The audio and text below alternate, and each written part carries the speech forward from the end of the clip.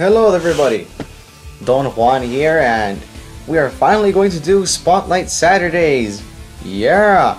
Alright, so how Spotlight Saturdays are going to work, I'm going to bring the spotlight on something that I want to bring the spotlight onto. It can be a character, it can be a movie, a TV show, a song, whatever, you know, sky's the limit. And obviously, within each Spotlight Saturday, I'm going to have a segment. Today's segment is Real World Roots.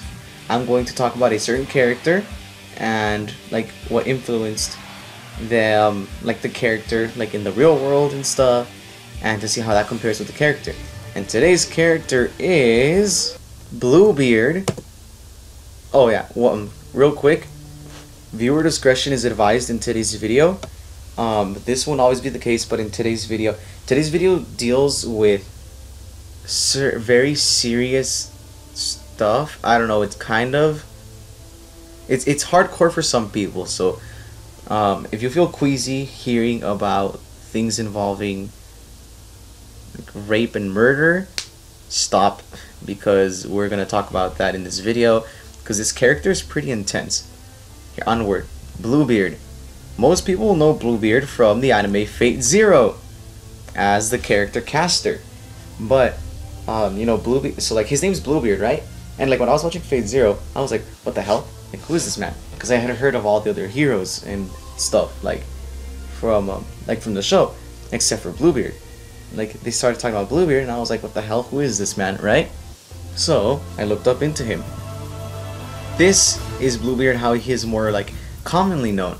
So, Bluebeard is a character from a fictional story that came out in, it was like 1697, yeah.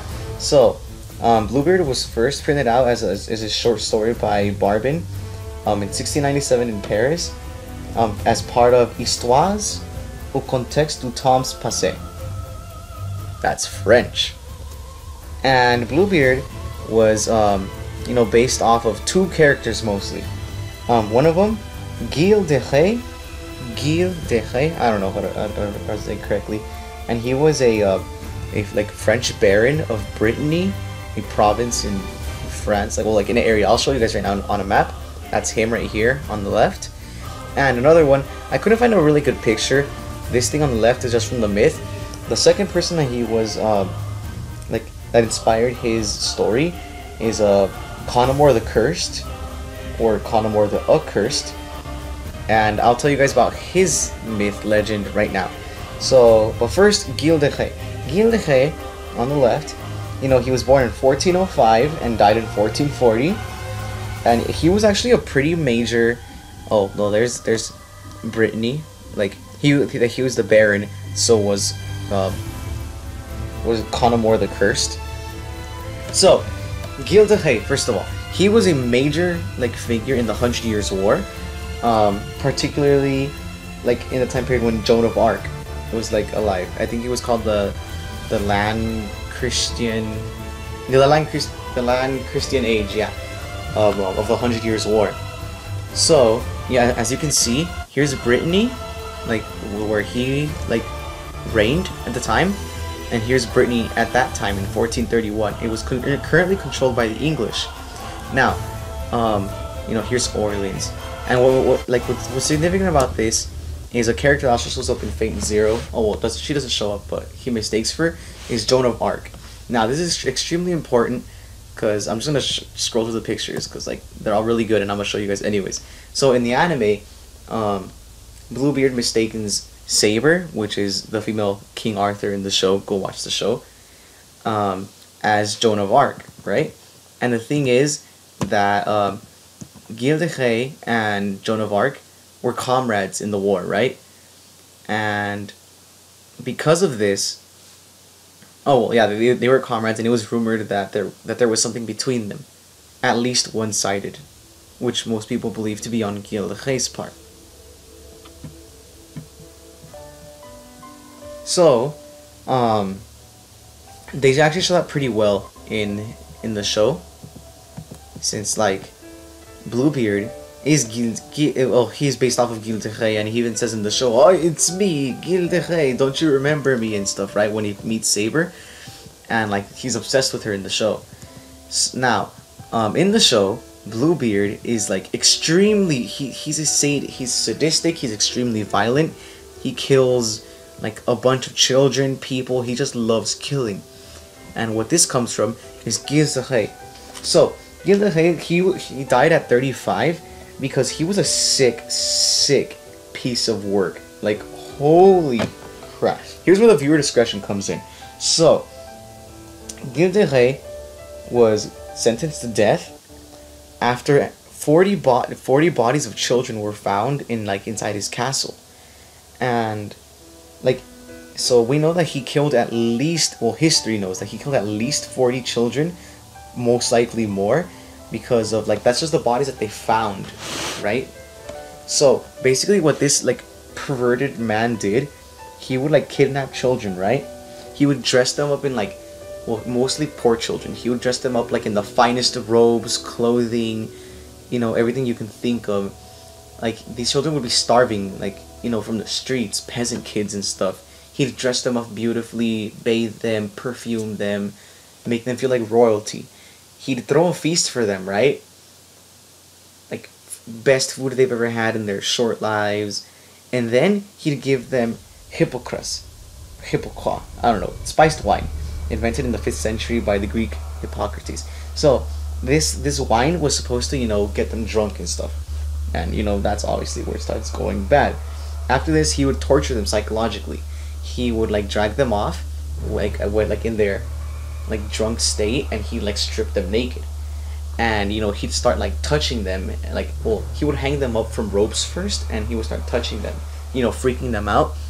And like just when they were like at the peak of like terror, he would like bring them back down, comfort them, wrap them up again, before finally like killing them, well, torturing and killing them. So he would do like psychological and physical torture. He like raped the kids, but he wouldn't rape them through their genitalia, because his servants said that he found genitalia in general, like his own and those of others, repulsive. So what he would do is he would like cut open the kids, like make holes in their bodies, and rape them through those holes while they were alive and after he killed them. He would hang them up on meat hooks so they would slowly bleed out. He'd like disembowel them, you know, cut them open, and like sit on them and laugh as they screamed and died. You know, this man was sick. He was extremely sick. So that's enough of Gilderay. I apologize. On the right side, we have Connemore the Cursed, and he lived about 540. Like, that's what history says about him. And this man was crazy. This man heavily inspired Bluebeard as well. Oh man, I messed up. I didn't talk to you about Bluebeard's story. Ah, well, it'll make sense right now. Okay, so Connemore the Cursed, it was said that he was super paranoid about having children, because apparently there was a prophecy that his son would kill him and take over like the land that he ruled. So he had 3 wives before the one shown in the picture right here, and they died, but, you know, legend and everyone says that he killed them because they became pregnant. So the wife shown right here, her name is Trefine, and, you know, he had her in his castle and stuff, yada yada. And one day she went into one of his secret rooms and found like the remains of his other 3 wives. This is legend, by the way, but you know, behind every legend there is a grain of truth. So she found the remains of his like other 3 dead wives, and she prayed for them so they could like rest in peace. After doing so, their ghosts appeared, and they told her that if she ever got pregnant, he would like kill her and kill her son because of the prophecy that he feared that his son would kill him. And so, you know, the ghosts helped her escape, and she found sanctuary by like Saint Gildas in his like church and stuff, right? But, you know, she lived there peacefully. She gave birth to her son Tremeur, but after she died and her son left the sanctuary, Connemore killed him. That's what the legend says, right? So anyways, yeah, pretty crazy shit. Bluebeard, his story, finally, you know, sorry guys, So Bluebeard, um, his story, it came out in 1697, and basically what it is he was like a baron, and everybody like thought that he was like, really ugly because he had like this striking blue beard. You can kind of see it here, and so he had several wives already, but they all died, quote unquote died, and so one day he went to his neighbors, so the other barons, lords, whatever, and he asked, and they had 2 daughters, and he asked for the youngest one's hand in marriage. Eventually, he talked her into it. They got married, and he took her back to his castle. One day, her sister went to visit Anne, the older. I'm just gonna refer to the older sister as Anne, but I never got the younger sister's name. I'm gonna assume this is Anne over here. So Anne goes to visit her younger sister, and Bluebeard goes out like on a trip, and he tells her, like, oh, I'm gonna leave the keys to the castle here. Don't use this key though. Oh, this key is for my secret room. You can't go in there. Obviously, she was curious. She went into the room, and in the room, she found the bodies of his previous wives hung on meat hooks. Meat hooks sound familiar? 3 wives sound familiar? So in her fright, she dropped the key in the pools of blood that were in the room, and she picked up the key, relocked the door, and she went back up to tell her sister what happened. But no matter how much they tried, the blood stains would not come off of the key. So they knew that he would find out that she went into the room because of the blood stains. So he wasn't scheduled to come in for another few days. So they planned to escape the next day. So they sent word out with a messenger to their brothers that they what was going on, that they were gonna escape the next day to help them out. So Bluebeard comes home early, notices the bloody key, and is about to kill her and his wife and Anne, her sister. They beg him to let them pray and say their goodbyes and stuff, and he lets them. So they lock themselves up in a room and barricade the door and try to escape. Bluebeard tries to knock down the door to kill them. At that moment, their brothers show up and rescue them. And that's the end of the story for Bluebeard. So as you guys can see, Bluebeard's character is portrayed has very close inspirations by these 2 real life figures, and his persona in Fate Zero is extremely accurate. The madness, the bloodlust, the love for Joan of Arc, Saber in the story, in the anime. It's his character was done very well, very, very well. So I just wanted to talk about this guy with you guys. It was a lot of fun looking up stuff about him, researching, finding out. And if you haven't seen Fate Zero, I'll put a spoiler warning earlier, just as an annotation. But if you guys haven't seen Fate Zero, it's an anime that I highly recommend. It's great. It's the prequel anime to the series Fate Stay Night, which recently got Unlimited Blade Works arc. What was it? Last year, I believe. Yeah. So you can watch the prequel arc without, the prequel series Fate Zero, without knowing anything else about the series. They have a 40-minute first episode explaining everything, so you guys can watch it. I'll put a link in the description to Fate Zero, as well as for the music that I use in this video, in case you guys are interested. As always. So that has been my first Spotlight Saturday on Bluebeard. I hope to do more of these, throughout my time as a YouTuber here. Each one will be on different topics. Like I said, they can be on anime, TV shows, characters. I'm gonna have segments like this one. Today's was Real World Roots. Rar. That was bad. I'm sorry. But yeah, Real World Roots. And I will have other segments.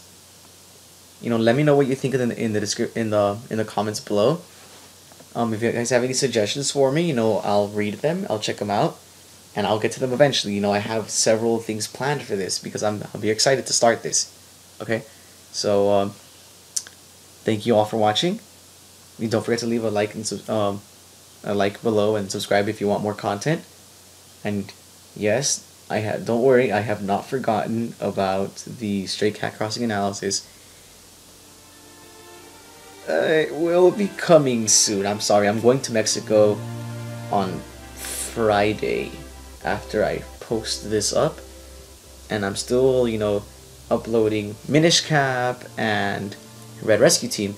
So Stray Cat Crossing has it's a lot of work. I'll get to it soon, early January for sure. Alright, thank you all for watching. This has been Don Juan, signing out.